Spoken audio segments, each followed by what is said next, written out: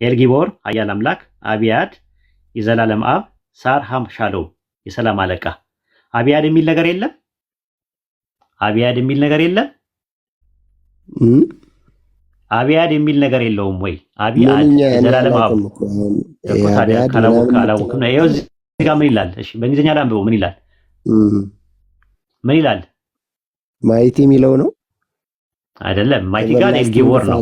ኤልጊቦር ማለት ኤልጊቦር ማይቲ ጋር ነው።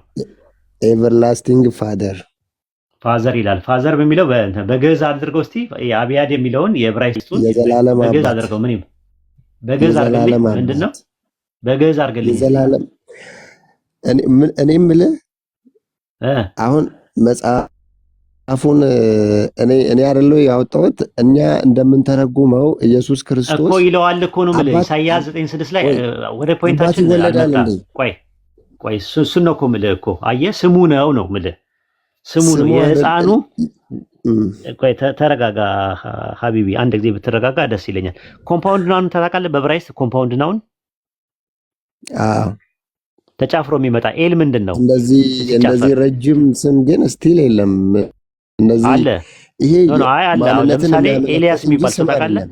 ቆይ ተረጋጋ። ኤልያብ የሚባል ስም ታውቃለህ? ኤልያብ ምን ማለት ነው ትርጉሙ? አላውቅም። ኦኬ ኤልያብ ማለት አብ አምላክ ነው ማለት ነው ትርጉሙ። ኤልያስ የሚባል ታውቃለህ? ኤልያብ የሚባል አውቃለሁ። ስለዚህ ኤልያ ማለት እርሱ አምላክ ነው ማለት ነው። ያ አምላክ ነው ማለት ነው።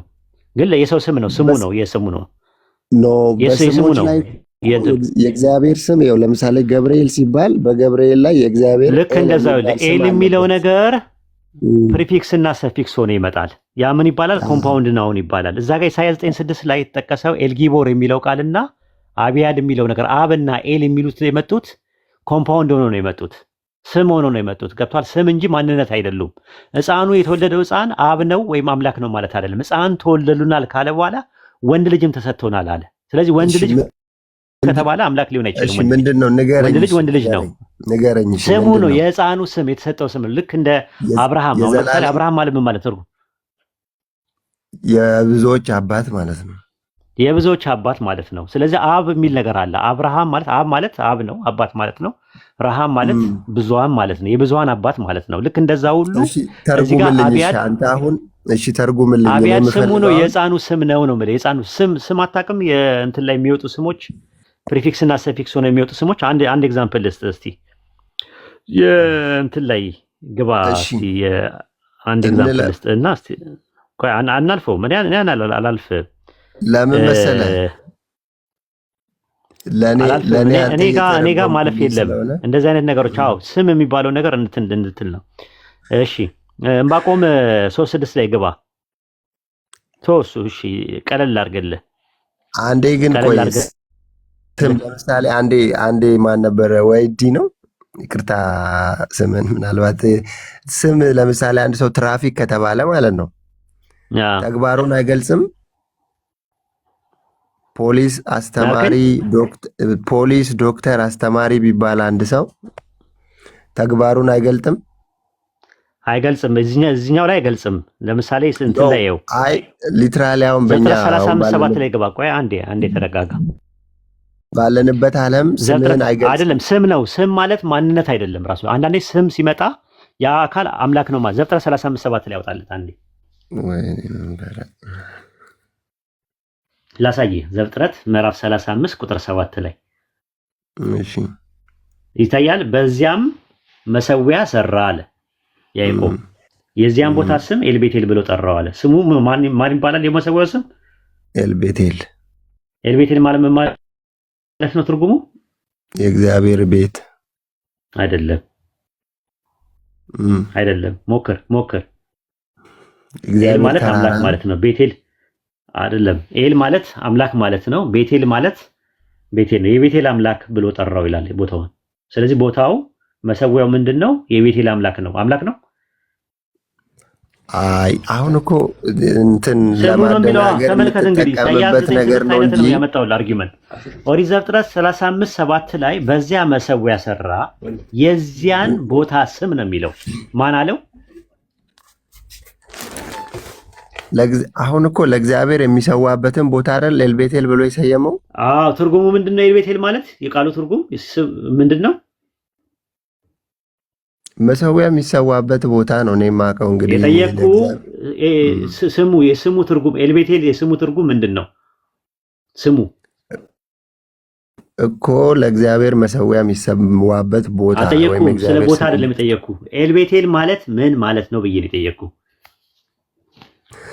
የመለስኩልህ እኮ ነው። የስሙ ትርጉም ነው አይደል?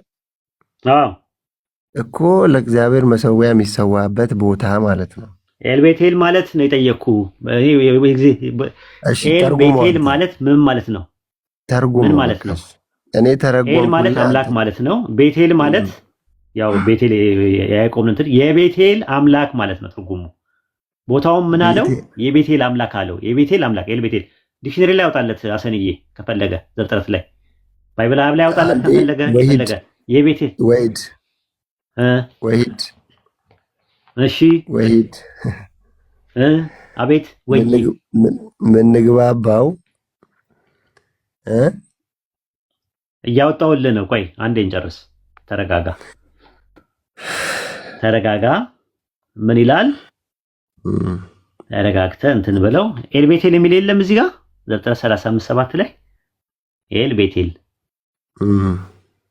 ስለዚህ አሁን የስሙ ትርጉም ምንድን ነው ልንፈልግ ነው። ኤል ማለት አምላክ ነው ይላል። ቤቴል አለ። የቤቴል አምላክ ማለት ነው ትርጉሙ ኤልቤቴል ማለት። የቦታውን ስም ማን አለው?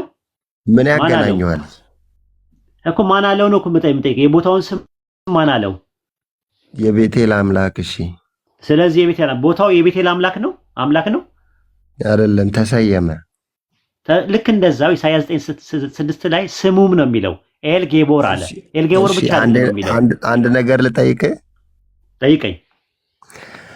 አምላክ የሆነ ማለት የዘላለም አባት አሁን የምትለው አብ ነው የምትለው አንተ? አብ ማለት ትርጉሙ አባት ማለት ነው። የዘላለም አብ ነው የሚለው ዕብራይስጥ። እሺ አባት ይወለዳል ማለት ነው እኮ እኮ። ስለዚህ ስሙ ነው የምልህ። አየህ ተመልከት። ለምን እኔ ሳስረዳ አልሰማኝም ታዲያ? ጠየቀኝ፣ መልስ ነው የሰጠው። አምላክ ይወለዳል ወይ አባት ይወለዳል ወይ አልከኝ። አይወለድም። ስለዚህ የዘላለም አብ የሚለው ቃል አብና ኤል የሚለው ቃል ወይም ደግሞ አምላክና አባት የሚለው ፕሪፊክስ እና ሰፊክስ ሆኖ ስም ሆኖ ሲመጣ ለሰዎች ሲያገለግል እነዛ ሰዎች ምን አይደሉም? አምላክም ለምሳሌ አባትም አይደሉም። የማልጅ ነህ አንተ። ማለት የባለቤት አመልካች አይደል እንደየ? ስለዚህ የዘላለም አባት ሲል ለዘላለም አባቱ ነው። ለምን መጽሐፍ ቅዱስ ሲናገር ኢየሱስ ክርስቶስ ትላንትናም ዛሬም እስከ ለዘላለም ሕያው ነው ስለሚል አባት ነው የሚለው። አባት ሕያው ነው አይደለም የሚለው። ሕያው ነው ቢኖረው የዘላለም አብ ነው የሚለው። የዘላለም አብ ካለው አብ ነው ማለት አይደለም። በአንተ ትምህርት የዘላለም ማለት አይደለም። እኔም እኮ ነው እኮ እሱን ነው እኮ የምልህ። ካልሆነ እዛ ጋር የዘላለም ባይዘዌ እንደ አይነት ኮምፓውንድ ናውን የለም። ባይዘዌ አለ የለም እንደዚህ ተደራራቢ የዘላለም አባት የሰላም አለቃ ኮምፓውንድ ናውን የሚባለው ስማኛ፣ ኮምፓውንድ ናውን የሚባለው ጥምር ቃል የሆነ ሁለት፣ ለምሳሌ የዘላለም አባት ይሄ አንድ ጥምር ቃል ነው። የሰላም አለቃ ይሄም አንድ ጥምር ቃል ነው። ዚስማች እኮ ይሄን ሁሉንም እኮ ነው አንተ ኮምፓውንድ ናውን ነው እያልከኝ ናቸው። ሁሉም እንደዛ ናቸው። ፔሌ ዩኤስ ኤል ጊቦር አቢያድና ሳር ሻሎም የሚባለው ስሙ ነው። የህፃኑ ስም ነው። ስሙም ነው የሚለው የሚጀምረው ስሙም ነው። እሱ እንደዛ ነው ማለት አይደለም። ስሙ አለ ድንቅ መካር። አንድ አዳምጥ፣ አትደራረብ። ዝም ብለህ አዳምጥ እንጂ ዝም ብለህ ትደራረባለህ። እንደ ጠጅ ቤት እኮ አይደለም ያለው። ድንቅ መካር፣ ኃያል አምላክ፣ የዘላለም አባት፣ የሰላም አለቃ ተብሎ ይጠራል። እዚህ ጋር የዘላለም አባት የሚለው ቃል ኢየሱስ አብ መሆኑን አያሳይም። ተብሎ የተጠራውን አሳየኝ። ቆይ አንዴ ተብሎ የተጠራውን አሳየኝ። ተረጋጋ እንጂ ስሙ ነው ያለ ስሙ ነው። ስሙ ይጠራል። አሳየኝ እኮ እሺ፣ እሱን ልጅ አሳየኝ። ኦኬ፣ መሰዊያው ኤልቤቴል ብሎ የተጠራበት አሳየኝ ተብሎ ይጠራል የሚለው ተጠራ። ያዕቆብ እኮ ሰየመው ቦታውን እግዚአብሔርን ስላገኘ። ልክ እንደዛው ማለት ነው። በወቅቱ የተወለደው ሕፃን ተባለ። ይኸው ተጠራው። ማን ነው እሱ? ህፃኑ የት አለ? ህፃኑ ይኸው ተወለደ። እዛው ኢሳይያስ ገና እኮ ነው ተብሎ ይጠራል እኮ ነው። አንተ አሁን እዛ ጋር እንዳልከው ተወልዷል ሳይሆን ይጠራል የተባለው ህፃኑ ነው። ህፃኑ ተወልዷል። በወቅቱ የተወለደ ህፃን አለ። ኢሳይያስ ፊውቸር ቴንስ አይደል እንዴ? አይደለም ተብሎ ይጠራል ማለት ምን ማለት ነው? አዎ እስኪያስ የሚባል ነብይ አለ። እስኪያስ የሚባል ንጉስ አለ። ስለሱ ነው የሚናገረው። የአይሁዳኖች ኮሜንተሪ እንዳለ የሚያሳየው እስኪያስ የሚባል አታውቅም? እሺ አውቃለሁ። እሱ ንጉስ ነው። ኢሳይያስ 8:3 ላይ የተወለደው ወደ ነቢይቱም ቀረብኩ፣ እርሷም ጸነሰች፣ ወንድ ልጅም ወለደች አለ። እንደውም ኢሳይያስ 7:14 ላይ እነሆ ድንግል ጸንሳለች፣ ወንድ ልጅም ትወልዳለች፣ ስሙን አማኑኤል ትለዋለች ይላል አይደለ? ከዛ ህፃኑም መልካሙን ለማወቅ ክፉን ለመጥላት ሳያውቅ የፈራቸውን የሁለቱ ነገሥታት ነገር ባድማ ይሆናሉ አለ። ህፃኑ ማን ነው? ኢሳይያስ 7:16 ላይ አንተ ንገረኝ። በወቅቱ የተወለደው ህፃን ነው። ከዛ ህፃኑም ተብሎ ምልክት ተሰጠ። ከዛ ወደ ነቢይቱም ቀረብኩኝ፣ እሷም ጸነሰች፣ ወንድ ልጅም ወለደች አለ። ከዛ ህፃኑ ከተወለደ በኋላ ኢሳይያስ ያዋራው ጀመር። ቁጥር 8 ላይ አማኑኤል ሆይ የክንፉ መዘርጋት የሀገርን ስፋት ትሞላለችና አለ። ምልክት ተሰጥቶ ነበር። አካዝ ጥያቄ ጠይቆ ነበር፣ ታስታውስ እንደሆነ ከከፍታው ወይም ከዝቅታው ምልክትን ለምን ብሎት ነበረ። ከዛ በኋላ ምልክትን ለመነ። እኔ ምልክትን አልለምንም ጌታዬን አልፈታተንም አለ። ጌታ ራሱ ምልክትን ይሰጣቸዋል አለው። እነሆ ድንግል ትጸንሳለች፣ ወንድ ልጅም ትወልዳለች፣ ስሙን አማኑኤል ብላ ትጠራዋለች ብሎ አለ ማለት ነው። ከዛ በኋላ ምን አደረገ? በአካዝ ዘመን የሶሪያ ንጉስ ራሶን እና የእስራኤል ንጉስ ፋቄ ኢየሩሳሌምን ሊወጉ ሲመጡ አካዝ የተሰጠው ምልክት ህፃኑን ክፉን ለመጥላት መልካሙን ለመምረጥ ሳያውቅ የፈራቸውን የሁለቱን ነገሥታት ሀገር ባድማ ይሆናልና አለ ቁጥር 16 ላይ። ከዛ በኢሳይያስ ዘመን የነበረው ህፃን ያቺ ወጣት ሴት ነቢይቱ ህፃኑን ወለደችው። ኢሳይያስም ከወጣቱ የተወለደውን ሴት የተወለደችውን በወቅቱ በሁለተኛ መደብ አማኑኤል እያለ ያናገረው ነበር። በወቅቱ የተወለደ ህፃን ነው። ያ ህፃን ነው። ህፃን ተወልዶልናል፣ ወንድ ልጅም ተሰጥቶናል፣ አለቅነትን በጫንቃው ላይ ነው፣ ስሙም ድንቅ መካር፣ ኃያል አምላክ፣ የዘላለም አባት፣ የሰላም አለቃ ተብሎ ይጠራል። ስሙ ነው ስያሜን የተሰጠው። ልክ ዘፍጥረት 35:7 ላይ እንዳለው ኤልቤቴል የሚለው ለመሰዊያ ቦታ አለ እንጂ ኤልና አብ የሚለው የዕብራይስጥ ቃል ፕሪፊክስ እና ሰፊክስ ሆነው ሲገቡ እንደዛ ነገሮች ማንነት ናቸው ማለት አይደለም። ገብርኤል፣ ሩፋኤል፣ ፋኑኤል፣ እስማኤል፣ አማኑኤል የሚባሉ ስሞች ኤል የሚባል ነገር የሚመጣ ነገር በአጠቃላይ የሚያመለክት አይደለም። ስለዚህ ኢሳይያስ 9:6 ላይ ያለው ህፃን በወቅቱ የተወለደ ህፃን ነው። በወቅቱ የተወለደ ህፃን ነው። እስኪያስ የሚባል ንጉስ ነው። በአይሁዳኖች ኮሜንተሮች የተቀመጠው እሱ ለአንተ ነው። አምላክ የሆነ ህፃን ስማኛል። አምላክ የሆነ ህፃን አልተወለደም። የሆነ አይልማ ስሙም ነው የሚለው አይልም እንደዛ 53 ላይ አይደለም። እሺ 53 ላይ አይደለም። ኢሳይያስ 9:6 ላይ ናልኝ። እሱን ጨረስን እኮ በቃ በልዩነት እንለፍ። 9:6 ላይ ናልኝ አያወራም። ትንቢት አይናገርም። እሱን እኮ አሁን አንተ ነው ያልከው። በቃ እኔ አሁን አምላክ ሆኖ የተወለደ በዓለም ላይ ኢየሱስ ብቻ ነው። ስሙም ነው የሚለው ነው የሚለው እኮ ወገናችን፣ ስሙም ነው የሚለው። የህፃኑ ስም የለም። ባይዘው ወይ እንደ አይነት ስም የለም። አለ ዘፍጥረት 35:7 ላይ አለ። የመሰዊያውን ስም ኤልቤቴል ብሎ ጠራው ይላል። የቤቴል አምላክ ነው ይላል። ድንቅ መካር ማለት ድንቅ መካር ማለት ድንቅ መካሪ ማለት ነው። የምናወራው ኃያል አምላክ ነው ማለት እየተካገርን ያለ ነው ስለ ኤልጌቦር ነው። ኤልጌቦር የሚለው ኃያል አምላክ የሚለው ነገር ኃያል አምላክ የስሙ ነው የህፃኑ ስሙም ድንቅ መካር፣ ኃያል አምላክ፣ የዘላለም አባት፣ የሰላም አለቃ። ኃያል አምላክ የሚባል ስም አለ እንዴ? ስም አለ። አዎ ኃያል አምላክ ከኢየሱስ ውጭ እኮ ኃያል አምላክ የተባሉ አሉ። ከፈለክ አሁን ከዚህ ከህፃኑ የዘላለም አባት እነዚህን ሁሉ የጨመረ እንደዚህ አይነት ስም ያለው ኃያል አምላክ የተባሉ አሉ። ከኢየሱስ ውጭ ሌላ ኃያል አምላክ የተባሉ አሉ። ኃያላን አምላክ የዘላለም አባት የተባሉስ ኃያላን አምላክ ስለ ኃያል አምላክ እየጠየቅኝ የዘላለም አባት እኮ ይሄ ሁሉ የእሱ ስም ስለሆነ ነው። ስሙ የህፃኑ ስም ነው እንጂ ማንነት አይደለም። ራሱ ህፃኑ አባት አይደለም፣ አምላክም አይደለም።